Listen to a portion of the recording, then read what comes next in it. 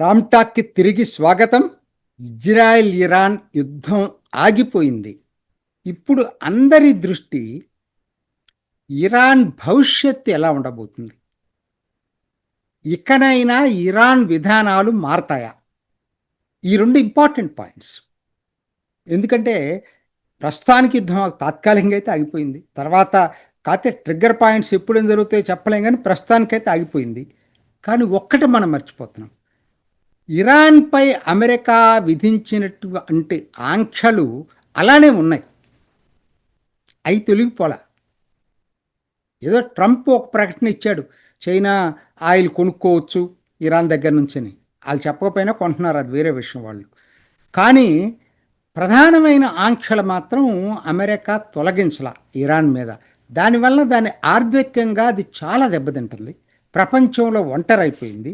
మరి ఇప్పటికైనా మరి ఇరాను మరి ఆ ఆంక్షల నుంచి బయటపడే అవకాశం ఉందా?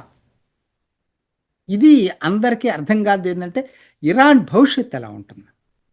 ఒక్కటండి, మిగతా ప్రపంచంతో నార్మల్ రిలేషన్స్ ఎప్పుడు ఏర్పడతాయి ఇరాన్కి? అప్పుడు మళ్ళీ ఆర్థికంగా పుంజుకుంటుంది. ఏర్పడాలంటే ఏం జరగాలంటే ఒక్కటి అందరూ కోరుకుంటుంది ఏంటంటే ఇరాన్ అణుదేశం కాకూడదని.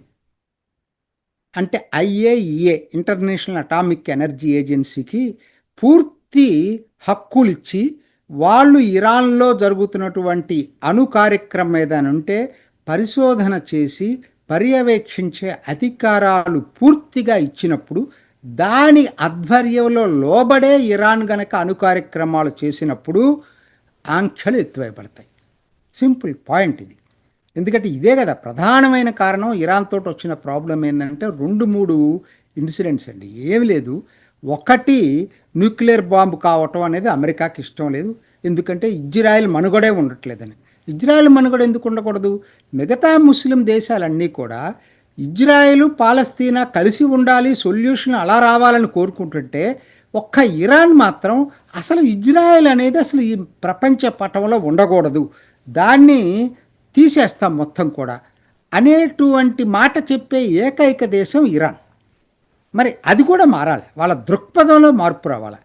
మూడోది అఫ్కోర్స్ ముస్లిం ఆధిపత్యం కోసం సౌదీ, ఇరాన్, టర్కీ అన్ని ప్రయత్నం చేస్తూ ఉంటాయి. అది పర్వాలేదు, అది నడుస్తూ ఉంటుంది. ఇప్పుడు అదేం ఒక రోజులో అయ్యేది కాదు.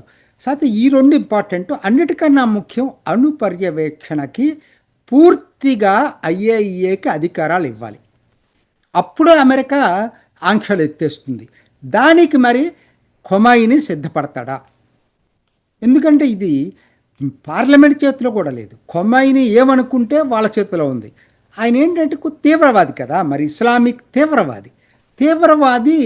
ఇవాళ ఏదో యుద్ధం జరిగింది కాబట్టి, యుద్ధంలో నష్టపోయాం కాబట్టి మనకి అసలు మనం డెవలప్ కావాలంటే అదొక్కటే ఆల్టర్నేటివ్ అని ఆలోచించే పరివర్తన ఆయనలో వస్తుందా? ఇది చాలామందికి ఉన్నటువంటిది. నాకు అర్థమయ్యేది దాన్ని బట్టి తను ఎప్పటికీ మారడండి. ఖమేనీ మారటం అనేది అసంభవం. ఇంకా హార్డెన్ అవుతారు తప్పితే వాళ్ళు మారే అవకాశం లేదు. ఎందుకంటే వాళ్ళని ఎవరైనా మార్చాలి అంటే ఫిజికల్గా మార్చాలి తప్పితే ఆయన మారటం అంటే జరగదు. సో రెండోది, ఇరాన్లో ఉన్నటువంటి ఇంకొక ఇంపార్టెంట్ ఆస్పెక్ట్ ఏంటంటే అంతర్గత విధానాల్లో పూర్తి రిప్రెసివ్ మెజర్స్.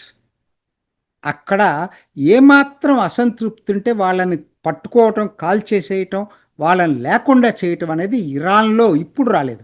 1979లో వచ్చినటువంటి ఏదైతే షా మీద వ్యతిరేకతతోటి వచ్చినటువంటి ఈ విప్లవంలో ఆ రోజు వీళ్ళే కాదు, అందరూ ఉన్నారు. ఉదారవాదులు ఉన్నారు, కమ్యూనిస్టులు ఉన్నారు, ఎంతోమంది ఉన్నారు. ఒక రాజ్యాంగాన్ని కూడా రాసుకున్నారు. ఆమోదం చెందే ముందు ఈయన కూడా దాన్ని ఒక విధంగా స్థూలంగా ఒప్పుకున్న వ్యక్తే ఖమేనీ కూడా. కానీ తర్వాత మోసం చేసి వాళ్ళందరినీ కాదని చెప్పి ఇస్లామిక్ రాజ్యంగా మార్చుకున్నాడు. ఆ రోజు నుంచి ప్రత్యర్థులు వేటాడటం మొదలుపెట్టాడు. 80 చిల్లర్లకు వచ్చేటప్పటికి మాత్రం పూర్తిగా వేటాడి అసలు చంపేసేయటమో లేకపోతే పారిపోవటమో జరిగింది తప్పితే, ఈ సంవత్సరం ఇప్పటికప్పుడు యుద్ధంలో 12 రోజుల యుద్ధంలో 15 మందిని చంపేశారు. నేను చెప్పేది మామూలు క్యాజువాలిటీస్ వదిలిపెట్టండి, గూఢచర్యం చేస్తున్నారనే పేరుతో 15 మందిని చంపేశారు.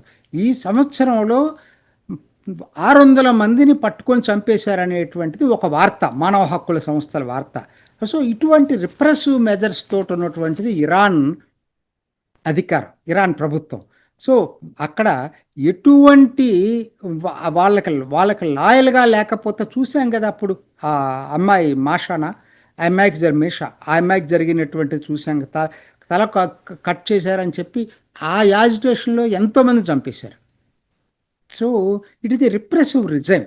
సో ఒకటి, ప్రపంచం మొత్తం కూడా అణుదేశం కావాలని కోరుకుంటుంది.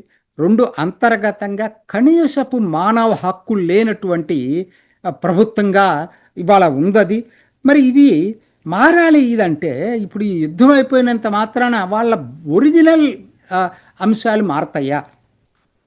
ఓకే, అంతర్గత విషయాల్లో మార్పు వచ్చినా రాకపోయినా అణు కార్యక్రమాలకి ఎలో చేస్తారా, అణు పర్యవేక్షణకి ఎలో చేస్తారా అంటే నాకైతే డౌట్ఫుల్. ఎందుకనంటే ఇరాన్ ఖమైనీ ఒక రోజులో మారతాడని నేను అనుకోను. ఆయన 85 సంవత్సరాలు. ఇప్పుడు ఆయనలో మార్పు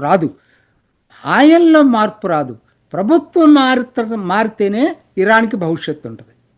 ప్రభుత్వం మారాలంటే శాంతియుత పరివర్తన జరిగిద్దా? ఇరాన్ లాంటి దేశాల్లో అసంభవం. ఎందుకంటే ఆయన కనీసపు అసంతృప్తిని కూడా వెలిబుచ్చడానికి ఇష్టపడని ఖమైనీ ఇవాళ అక్కడ అటువంటి రాజ్యాన్ని నడుపుతున్నారు. ఇరాన్ రివల్యూషనరీ గార్డ్స్ పేరుతోటి పైశాచిక పాలన సాగుతూ ఉంది అక్కడ. మరి అటువంటప్పుడు ఇరాన్ ఎలా అభివృద్ధి అయింది? ఇరాన్ అద్భుతమైనటువంటి దేశం. మీరు ఒక్కసారి చరిత్రలో చూస్తే అద్భుతమైనటువంటి దేశం ఇవాళ ఈ స్థాయికి వెళ్ళిపోయింది. భారతీయ మూలాలు ఉన్నటువంటి దేశం. కానీ మరి ఈ దేశం పరిస్థితి ఏంటి, ఎలా అవుతుందంటే ఇప్పుడు నాకైతే భవిష్యత్ ఏమీ ఆశాజనకంగా లేదు. ఒకటి, వాళ్ళు అణుపర్యవేక్షణకు ఒప్పుకుంటారని నేను అనుకోను. రెండోది, అంతర్గత సమస్యలు, ఈ రిప్రెసివ్ రిజైమ్ ఉన్నంత వరకు కూడా ఆర్థికంగా అభివృద్ధి అవుతుందని చెప్పి నేనైతే అనుకోవట్లేదు. సో ఇరాన్ భవిష్యత్తు అంధకారంగానే ఉంటుంది ఇంకా కొన్నాళ్ళు. మారాలి అంటే ప్రభుత్వం మారాలి. ప్రభుత్వం మారే అవకాశాలు ప్రజల చేతుల్లో ఉన్నాయి, ఎవరి చేతుల్లో లేవు. ఇతర దేశాలు వచ్చి దీన్ని మార్చలేవు. రిజైమ్ చేంజ్ అక్కడున్న ప్రజల్లో తీవ్రమైనటువంటి తిరుగుబాటు వచ్చేసేసి వీళ్ళని గద్దెదించడం తప్పితే వేరే ప్రత్యామ్నాయం లేనే లేదు ఇరాన్కి. ఇరాన్ ఇలానే దాని భవిష్యత్తు కొనసాగుతుందనేదే నాకైతే అనిపిస్తాం.